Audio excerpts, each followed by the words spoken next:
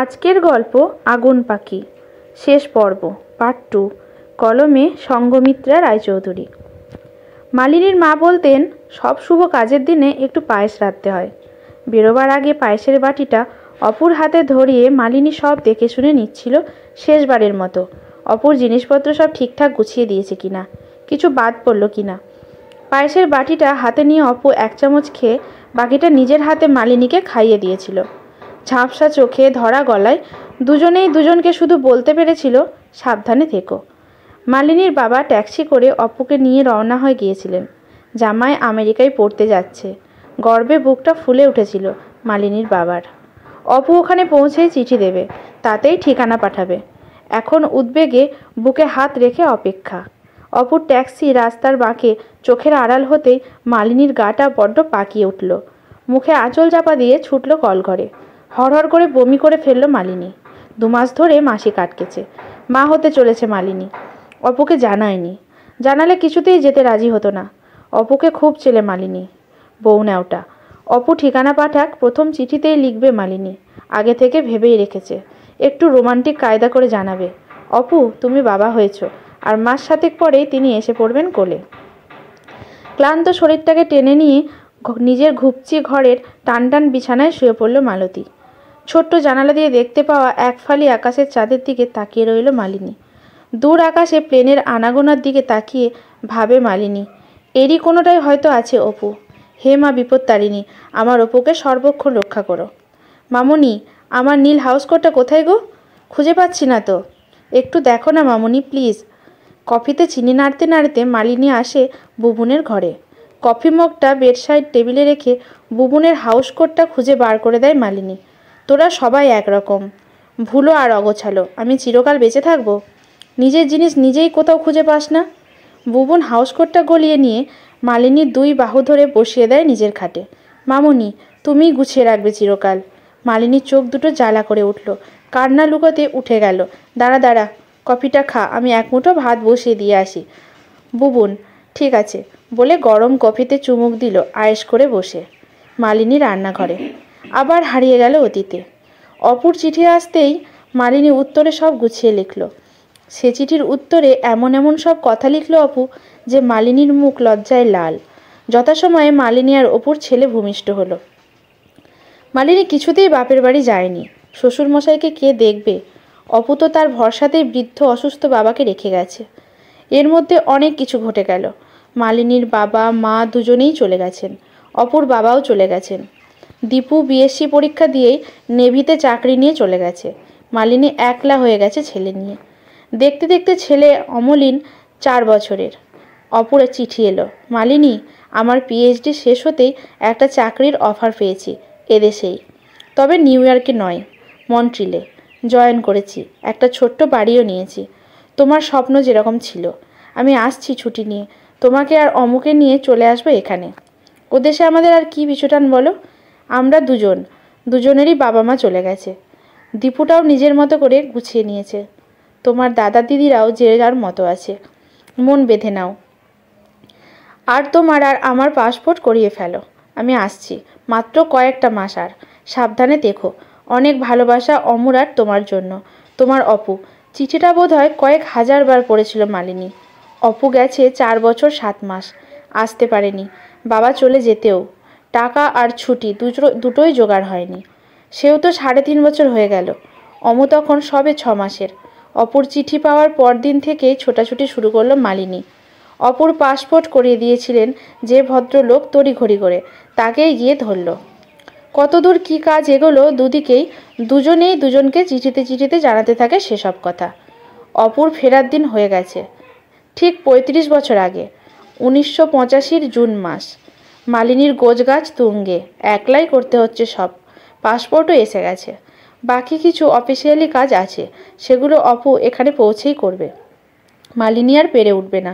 জুনের 23 তারিখ রাতে শুয়ে মালিনী চোখ বুজে মনে মনে সব একবার ঝালিয়ে নিল আগা 5 তলা। কি বাকি রয়ে গেল আর? খুব ক্লান্ত হয়ে পড়েছে মালিনী। অপু এতক্ষণে মন্ট্রিল থেকে প্লেনে উঠে পড়েছে। মন্ট্রিল থেকে লন্ডন হয়ে দিল্লি আসছে অপু এয়ার ইন্ডিয়ার প্লেনে।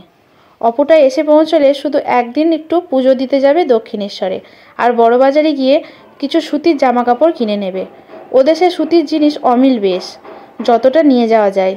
আর তো বোধহয় আসা হবে না কখনো দেশে, কার কাছে আসবে, সব পিছুটান তো আগেই ছিঁড়ে গেছে। অপু সব ভেবেচিন্তে সিদ্ধান্ত নিয়েছে ওদেশেই পাকাপাকি থেকে যাওয়ার। অমুকে বুকে জড়িয়ে ঘুমিয়ে পড়ল মালতী। সকালে ঘুম থেকে উঠেই অমুটা খুব ঘ্যান ঘ্যান করছে, অকারণে বায়না করছে। ইস, অমুর গাটাও ছ্যাঁক করছে। আহারে, 7 দিনের মাথায় ওদের নিয়ে অপুর আবার মন্ট্রিলে ফেরার কথা, এরই মধ্যে ছেলেটার আবার জ্বরজালে বেঁধে বসলো। তাড়াতাড়ি কাজকর্ম সেরে পাড়ার মুখে নবীন কাকাবাবুর হোমিওপ্যাথিক চেম্বার থেকে একটু ওষুধ নিয়ে আসতে গেল মালিনী। অমুকে কোলে নিয়ে। জ্বরটা বেশ বেড়েছে। অপুর বাড়ি এসে পৌঁছতে তো সন্ধ্যা গড়িয়ে যাবে। দিল্লি থেকে আবার প্লেনেই আসবে যদিও, তবুও সময়টা তো লাগবেই। অমুটা মালিনীর কাঁধে মুখটা গুজে রেখেছে, জ্বরে নেতিয়ে আছে একদম।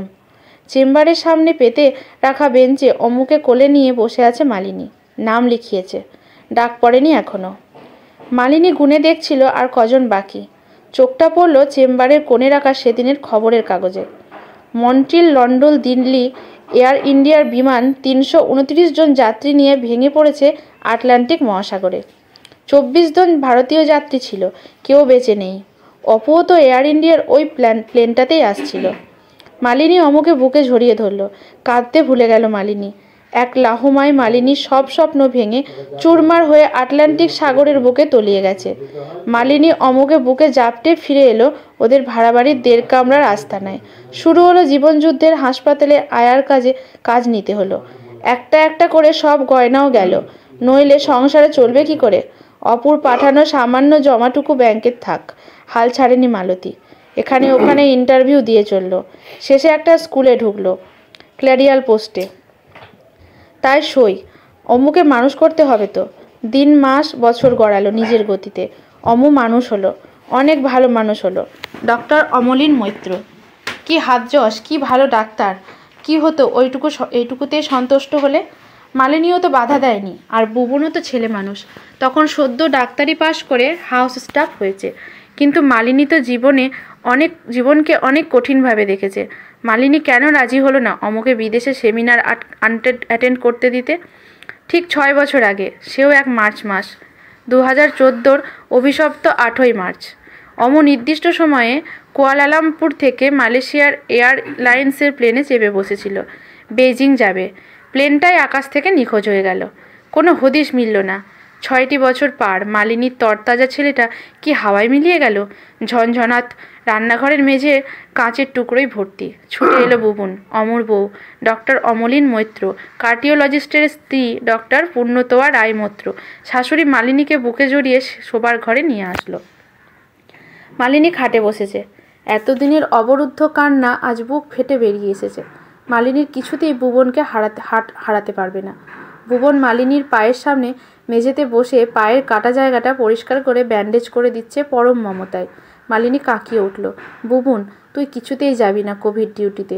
তোর কিছু হয়ে গেলে আমি কি নিয়ে থাকবো, কাকে নিয়ে বাঁচবো? অপু, অমু, তারপর তুই। শেষ পর্যন্ত তুই ছাড়া তো আমার আর কেউ নেই। হাউ হাউ করে কাঁদছে মালিনী। বুবুন বুঝলো ওর মামনি ওর ব্যাগে কোভিড এমার্জেন্সি ডিউটিতে যাবার অর্ডারটা দেখে ফেলেছে।